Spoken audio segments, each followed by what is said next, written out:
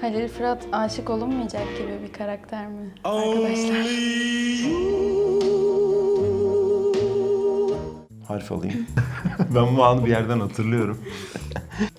Soru neydi? Baba kez mi yalan. söyledin? Hepsi yalan. Kuru iftira. Harf alayım. Pas. Emin misin? Pas. Biraz daha düşün. Vardır bir şey illaki. Vallahi yok ya. Çekelim. Çek. Çekiyorum. Benim bir tane daha çekme hakkım var mı şu an? Ona çıktı çünkü. Ben çekiyorum herhalde. Sonra karıştırmadan şöyle alacağım. Bu kadar. Bu çok zevkli bir iş biliyor musunuz? Harf alayım. Bunları ben almış Ben sana olacağım. sette hazırlayacağım söz. O çok Soru iyi olur. yazıp getireceğim böyle. Çok iyi olur. Biz pas diyelim. Ben gerçi cevap verdim. Sen de vermek istersen o riske giriyorsan buyur şöyle ben vereyim sana. Harf alayım. Evlenirim. Net. Zeynep Aslan'la ötesi yok. İddialı. Ama Zeynep Aslanlı yani bu da. Zeynep Aslanlı da iddialı.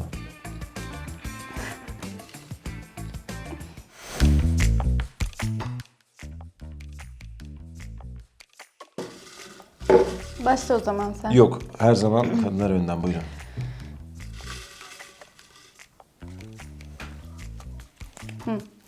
Onlara birbirinin iyi ve kötü huylarını sorun. Hmm. Ben sordum, sen başla. Kötü huyunu mu söyleyeceğim şimdi ben sana? İyi ve kötü. Tamam. Önce kötüden başlayayım. Tamam. Gerçi bunun için çok vakte ihtiyacım olacak. İyiden başlıyorum. Bunda da çok fazla saymam gerekecek. Nasıl yapalım? Ya. Bir kere iyi huy, bütün olumsuzluklara rağmen pozitif düşünmesi. Yani ne olursa olsun ben tabii ki işimiz çok yoğun. Bazen insanız, robot değiliz. Enerjimiz düşebiliyor, sinirlenebiliyoruz, gerilebiliyoruz. Modumuz düşebiliyor. Bir şey oluyor ama orada Cemre'yi gördüğüm zaman bir şekilde ondan çıkıyorsun. Ve tekrar seni o eski moduna getirebilecek bir enerjisi var. Bunu çok seviyorum. En iyi huyu bu.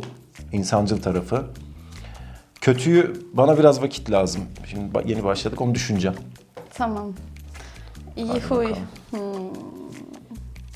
Sen de iyi mi düşündün şu an? Yok yok, şaka yapıyorum. Gökberk'in bana güven vermesini çok seviyorum. Yani bir konuda asla tereddüte düşmüyorum onunla ilgili ve bu partnerlikte gerçekten çok önemli bence. Onun dışında sahiplenici olmasını çok seviyorum. İşkolik. Yani ben hayatımda bu kadar işkolik bir insan tanımadım. Mesela senaryomuzun bizim diyalogların olduğu kısım var. Bir de sol tarafta eylemlerin olduğu kısım var. Öyle anlatayım. Aksiyonların olduğu kısım. Sol tarafları bazen okumaya vaktim olmuyor ama biliyorum ki hani Gökberk kesin okumuştur ve bana anlatır. İş anlamında ikimize de birbirimize çok yardımcı oluyoruz gerçekten. Kötü huy. Bismillahirrahmanirrahim. Gökberk açlığa dayanamıyor. Yani aç kalamıyor. Acıktıysa ve hani uzun bir süre yemek yemediyse onun suratından anlayabiliyorsunuz bunu. Birazdan bir şey olacak yani. Gökberk şu an aç. Çok sinirleniyor acıktığında. Tavuk yemem gerekiyor öyle anlarda. Her gün 3 öğün tavuk yiyor kendisi mutlaka. Ben tavukçuyum. Çekiyorum. Dışarıda insanlar sizi gördükleri zaman tepkileri ne oluyor? Önce ben cevaplayayım. Dışarıda insanlar gördükleri zaman tepkileri, dışarıya çok çıkamıyoruz. Yani öyle bir vaktimiz çok olmuyor. Ama hastaneye gitmiştim bir gün. Orada işte kızını da götürmüş bir amca vardı. Aa bak Berk abin gördün mü? Hani her gün izliyoruz ya demişti. O çok tatlı bir andı. Berk. Karıştırdım Berk mı demiş. acaba? Halil de demedi. Gökberk. Yani Berk dedi. Gökberk de değil, Halil de değil. Berk kısaltmış. Adını da biliyor. Evet, adımı da biliyor. Bana mesela Zeynep zaten çok az denk geliyorum. Hani dışarıda hiç karşılaşmadım şu ana kadar ama sette bazen denk geliyoruz çekim yaptığımız yerlerde. Ama çok nadir daha. O kadar karşılaşmaya hiç fırsatım olmadı şimdilik. Zaten vakit olduğu zaman da evden çıkmıyorum. Evcimenlik bunu gerektirir. Buyurunuz Cemre Hanım. Hep böyle karıştırma isteği, Evet. değil mi? Oyunculuk adına kurallarınız var mı?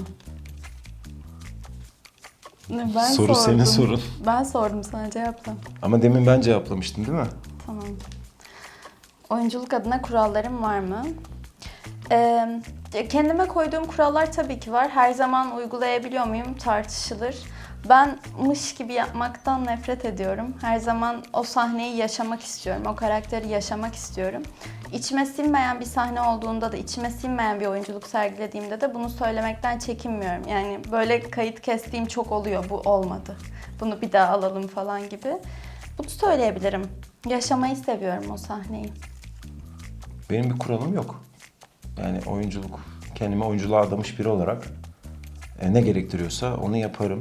Ekstra bir aykırılık, bir kural, bir çizgi koymam. Ama karakteri de ona göre seçiyorum tabii. Öyle bir durum var. Ben çekiyorum herhalde. Sen karıştırmadan şöyle alacağım. Uzun bir soru. Gelecek bölümlerde Zeynep ve Halil'in duyguları değişecek mi? Spoiler istiyoruz denilmiş. Yani buna cevap veremeyiz bir kere. Onu bir söyleyelim ama tabii ki duygular sabit kalan şeyler değil. Yani hayatın döngüsünde önünüze gelen bazı olaylar sizin duygularınızı kalıcı olarak etkileyebilir. Ya da zaten hayat gibidir yine. Hiç yapmam dediğiniz şeyleri çok yapmışlığınız olur. Büyük konuşma. Ama büyük, neydi o? Büyük lokmayı ama büyük konuşma değil mi? Evet. Ne zaman yayınlanacak peki? Ona göre versem Ona göre mi bir diye spoiler düşünüyorum olabiliyor. da. İzlediklerinden vermiş oluyorsun ama olmuyor. Olsun. A few moments later. Veremeyiz. Yok. Tam yüzün öncesine gibi oluyor o. Biz pas diyelim. Ben gerçi cevap verdim. Sen de vermek istersen o riske giriyorsan buyur şöyle ben vereyim sana. Cemre ve Gökberk'in birbirleriyle anlaşması uzun sürdü mü? Yani o baştaki Sürmedi. buzdolabı durumundan sonra aynı gün zaten. Evet. Hatta şöyle, ben ilk sete başladığımda Gökberk'siz bir 4 gün falan setteydim. Biz o zaman bağ evlerini çekiyorduk. Gökberk orada yoktu tabii, bizi çiftlikten attığı için. Kendisi çiftlikteydi o sırada. Sadece audition'ımızda görüşmüştük ve benim ilk 4 set günümde aslında Gökberk yoktu. Sonraki günde vardı ve biz direkt o gün kaynaştık. Evet. Hatta çok hızlı oldu. Ben de Gökberk'i aşırı sıcak beklemiyordum, yalan söylemeyeyim. Hani daha önce işi olmuş, tecrübeli sonuçta. Nasıl yaklaşır bana bilemiyordum ama olabildiğince samimiydi gerçekten. Öyle. Kısa sürdü anlaşmamız. Çok kısa sürdü. Zaten bu yansıyordur sizlere de. Cemre bu sana gelmiş parantez içinde. Buyurunuz efendim. Okuyacağım, Ya da okuyayım sen ben size sorayım siz cevaplayın buyurun. Agresif sahneleri çekerken Cemre hiç inciniyor mu ve incindiği veya aşağılandığı bu tür sahneleri çekerken nasıl hissediyor? Kalbim kırılıyor. Zeynep şöyle bir karakter. Fiziksel eylemlerden etkilenmiyor aslında. Aksine hak etmediği sözleri duymaktan etkileniyor ama orada da şöyle bir ikilem var. Halil'in iç dünyasını bilmediği için, yani ben Cemre olarak biliyorum ama Zeynep'i oynarken Zeynep sonuç olarak Halil'in iç dünyasına hakim değil. O sözleri neden duyduğunu bilmediği için hak etmediğini düşünüyor ve kalbi kırılıyor tabii ki. Onu canlandırırken benim de kalbim kırılıyor. Ama onun dışında fiziksel kısma gelirsek, bir kere partnerim bu konuda gerçekten teknik oynuyor. Yani kolumu sıktığı hiçbir sahnede aslında gerçekten canımı acıtmıyor. Kolumu sıkmıyor veya beni yere attığı sahnelerde. Tabii ki bunun için önlemler de alınıyor yapım tarafından. İşte matlar olsun, beni tutan insanlar olsun falan. Ama şöyle bir sıkıntı var. Ben biraz yaklaşıyorum orada, fevri yaklaşıyorum. Mesela Cemre şuraya düşmen gerekiyor. Ha tamam pat. Hani gerçekten atıyorum kendimi. Deli dolu yani. Kamera yokken bile atıyor kendini oraya. Diyorum ki, Öyle gerek yok. olduğu zaman evet canım acıyor ama buna ben sebep oluyorum. Böyle. Benim bir tane daha çekme hakkım var mı şu an? Ona çıktı çünkü. Bu çok zevkli bir iş biliyor musunuz? Hikayenin hangi kısmı şu ana kadar duygusal açıdan en zorlayıcı kısım olmuştur? Yani Halil nezdinde bu şöyle. Bir kere intikam ve aşk çok güçlü iki duygu ve bunun arasında sıkışmak, bir taraf seçmek, diğer tarafa ihanet oluyor ya, o çok zorlayıcı bir taraf ama bunu keşfetmek bir o kadar da güzel. Bilmiyorum yani ne kadarını verebiliyorum, ne kadarını yansıtabiliyorum ama kendi iç dünyamda ben bunu çok yoğun hissettiğimi düşünüyorum. Ve bu çok keyifli bir kere bunu oynaması. İlk kez tecrübe ettiğim bir şey bu ve inanılmaz keyifli. Ama zorluyor mu? Oynarken zorlamıyor ama iç duyguda zorluyor. Zorlayıcı bir şey. Soru neydi? Soru şuydu. Ben bu anı bir yerden hatırlıyorum. Hikayenin hangi kısmı şu ana kadar duygusal Ha, bir... tamam. Anladım. Duygusal olarak zor. Zorluyor yani. Anladım. Zeynep için sahibi olduğu, büyüdüğü eve hizmetli olarak döndüğü an. Yani aslında hizmetli olmak değil oradaki zorlayıcı kısım. Çalışan diyelim. Yok, çalışan olmak da değil. Oraya bir tehditle geliyor aslında. Yani mecbur bırakılıyor ya. Tamam. Sonuçta hapishanede babaannesi için kabul ediyor. Kabul etmek zorunda ve kendisi için de değil aslında. Ailesine bu durumu nasıl açıklayacak? Çünkü kendisi buna okey olabilir. Hayatta böyle şeyler başımıza gelebilir ama Tülay'a, Merve'ye bunu açıklayamazsınız yani.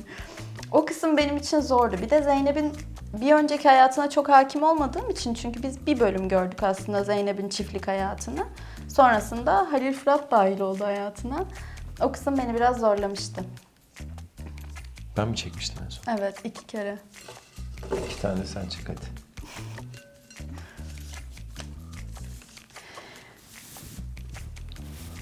Birbirleri hakkında bir şey itiraf edecek olsalardı bu ne olurdu? Ettim aslında ben. Buzdolabı. Ya ilk Sağ ol gördüğümde. Ama sonra fırın. Evet, doğru. Ben de söyledim başta samimi yaklaşmasını beklemiyordum diye. Bu bir itiraf sayılır mı? Ya şöyle diyebilirim ben. Cemre mesela tutumlu değildir. Ya gördüğüm kadarıyla tabii. Alışveriş yapmayı çok seviyor. Yaş tabii biraz genç. Onun için de biraz daha... Baba biriktirmiş yalan. onu. Hepsi yalan. Kuru iftira. Yok, harcamayı çok seviyor. Ben biraz daha tutumluyum o konuda. Ama tabii bu ne kadar kötü bir huy sayılabilir, sayılmaz diye düşünüyorum. Ay, senin hakkında bir şey itiraf edemiyorum. Gelmiyor aklıma. Pas. Emin misin? Pas. Biraz daha düşün. Vardır bir şey illaki. Vallahi yok ya. Çekelim. Çek. Birbirinizi telefona nasıl kaydettiniz? Keçi Hanım. Ben Keçi Hanım diye kaydettim. Ben de Halil Bey diye kayıtlı. O da nasıl oldu biliyor musunuz? Bir gün telefon detayı çekmemiz gerekiyordu ve Halil Bey'i aramam gerekiyor. Ben de Gökberk'in numarasını Halil Bey diye kaydettim ve o günden beri Halil Bey diye kaldı telefonumda. Güzel hikayesi var, evet. Halil Bey. Hep sen çekmek Benim de istiyormuşsun gibi hissediyorum. benim de seni aradığım ilk sahne, ilk kez Zeynep'i aradığım görülüyordu. Ben orada Keçi Hanım diye yazdım. Sonra dediler ki hani bunu ilk böyle görmeyelim. Sonra dedim o zaman başkasının telefonunu verin. Ben bunu bundan sonra böyle tutacağım kendi telefonumda dedim. Başkasının telefonundan Zeynep diye detay almıştık. Benimkinde hikayesi öyle. Kendinizi 3 kelimeyle nasıl tanımlarsınız? Harf alayım. Kendime. Kendini. Bir kere çalışkanım. Doğru. %100 evcimenim. Bunu hep söylüyorum. Ev adamı yani, net. Üçüncüye de insan kendini Değil mi? Zor bir tanımlarken soru. çok zorlanıyor. Yani bir tane de kötü uyumu koyacağım bunun içine. Ya da koymayacağım. İnatçıyım ben. İnatçı tarafımı, yani inatçı, ikili ilişkilerimde inatçıyım, onu sevmiyorum. Ama hayata karşı inadım konusunu seviyorum. Bu da arada bir cevap olsun. Ben kağıtlarımı affediyorum ya. Ben 3 kelimeyle hırslıyım.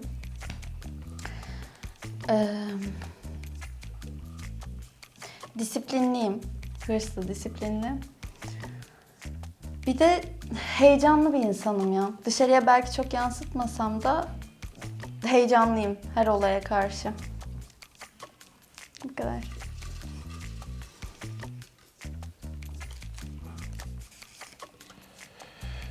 Birbirinizi bir emoji ile anlatmanız gerekirse. Bizim zaten emojilerimiz var. Evet. Ben Gökberk'e dağ koyuyorum. Rüzgar o da o da. bana rüzgar kadın koyuyor. Evet ama onun dışında bir de ay. Ay ışığından temsil. Ben Gökberk'i şey emojisine benzetiyorum. Halil Fırat'ı aslında bazı bakışlarını... Hani şöyle yandan gülen bir emoji var ya. Böyle. O. Halil Fırat gülüşü. Tek kaşta kaldırıyor mu? Sen alıştın Sen de, ha. ben çok sevdim Çek, bu işi. çek, al, al, tamam, çok sevdim. tamam, hadi bir tane daha çek ya. çekebilir miyim senin adına? Al. Tamam, bir sonrakinde sen çek. 2 tane. Çok keyifli. Sürpriz olayı var ya, çok heyecanlı. Cemre gerçek hayatta Halil gibi bir adama aşık olur mu? Gökberk gerçek hayatta Zeynep gibi bir kadına aşık olur mu? Halil Fırat aşık olunmayacak gibi bir karakter mi arkadaşlar? Oldu o zaman. Ben de Gökberk gerçek hayatta Zeynep gibi bir kadına aşık olur mu? Evlenirim. Net. Zeynep Aslan'la ötesi yok. İddialı. Ama Zeynep Aslanlı yani bu da. Zeynep Aslanlı da iddialı.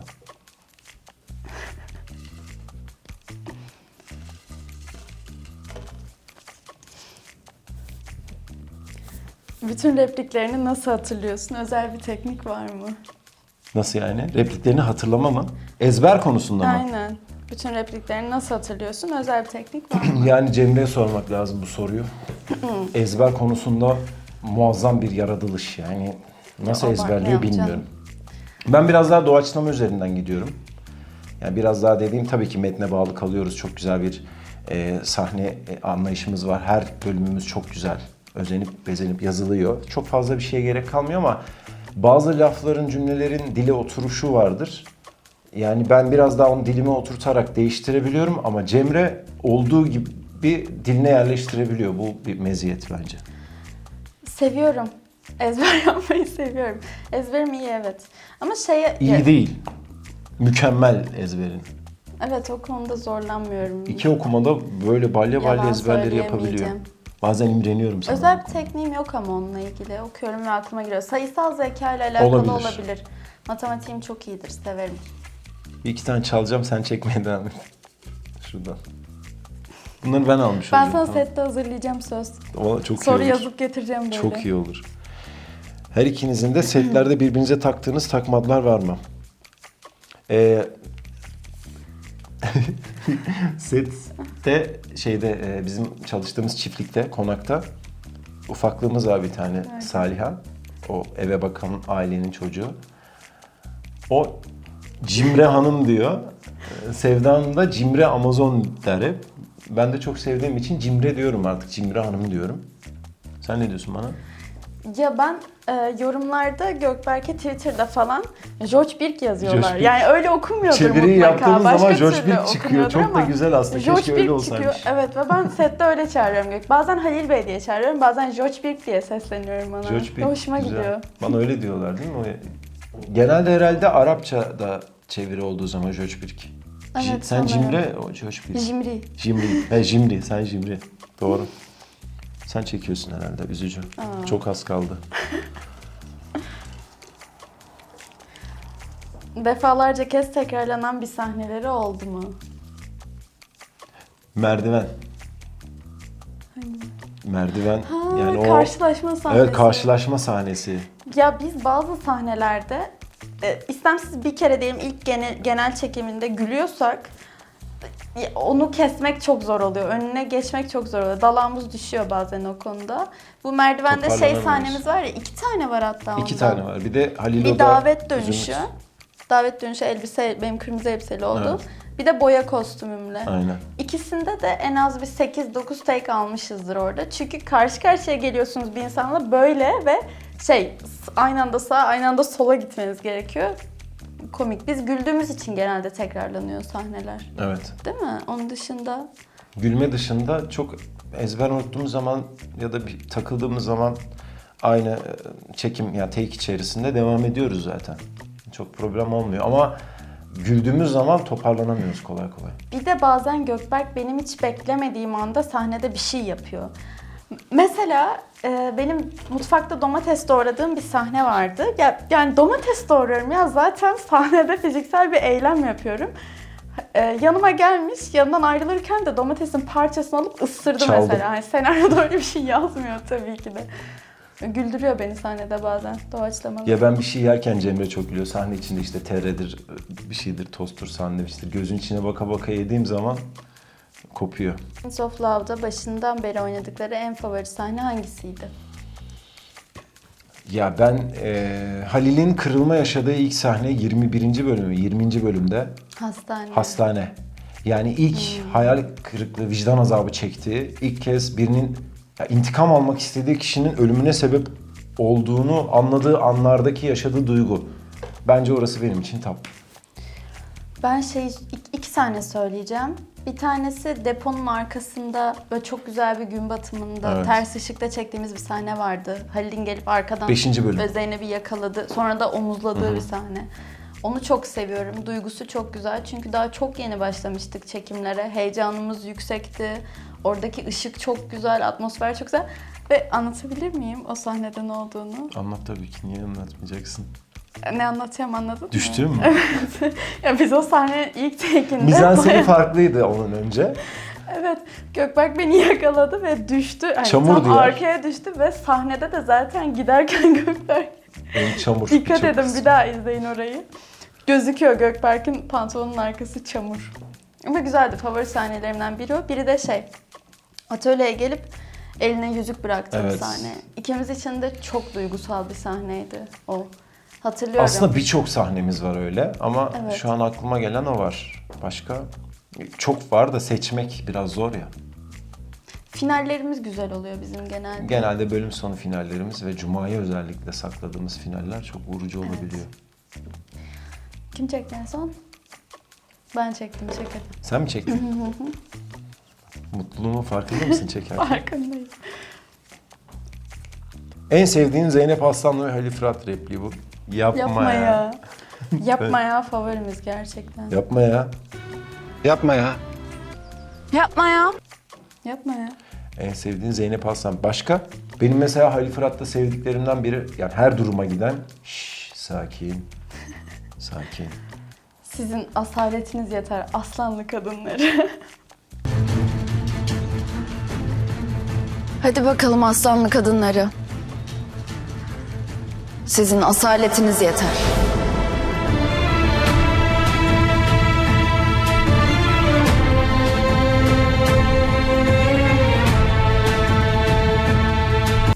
Dalga geçiyorsun bu repliğimle. Yok, Yapma ya geçmiyorum. benim favorim ama.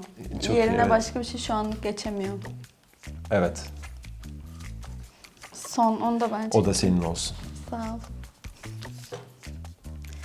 Hangi sahneleri veya sahneyi doğaçlama yaptılar? Ya doğaçlama ben çok seviyorum zaten. Birçok sahnemizde var aslında. Genelde Gökberk başlatıyor onu. Şimdi beraber oynadığımız için ona bir karşılık vermem gerekiyor. Duramıyor ama doğaçlama ekliyoruz ya sahnelere. Ya mesela bir laf sahnesi bile var. olsa Bu en azından. yılan sandığın kemer sahnesi Evet, mesela. evet. Falan. Yani oranın eylemi ve birçok söylemi doğaçlama. Zaten yapma ya da birçok yere artık doğaçlama giriyor. Gerekli yerlerde. Başka var mı Başka aklına böyle çok gelen öyle? ya yeni çektiklerimiz de var da şimdi onların bir anlamı yok. Bir öncesinde de hatırlayamıyoruz artık. O kadar çok her gün sahne çekiyoruz Evet. ki.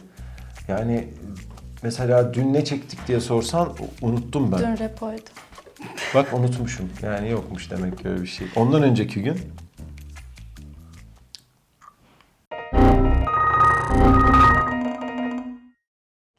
Haricideydik. Ne çektik? harici çektik, yani harici. Ev falan hatırlıyorum ne çektiğimizi Tamam. anlatırım ben sana. Tamam. Evet spoiler veriyorduk az kalsın. Bitti. Ağlayacak mısın? Yani üzdü. Üzdü. Umarım sorularınıza güzel cevap verebilmişizdir. Umarım videodan keyif almışsınızdır.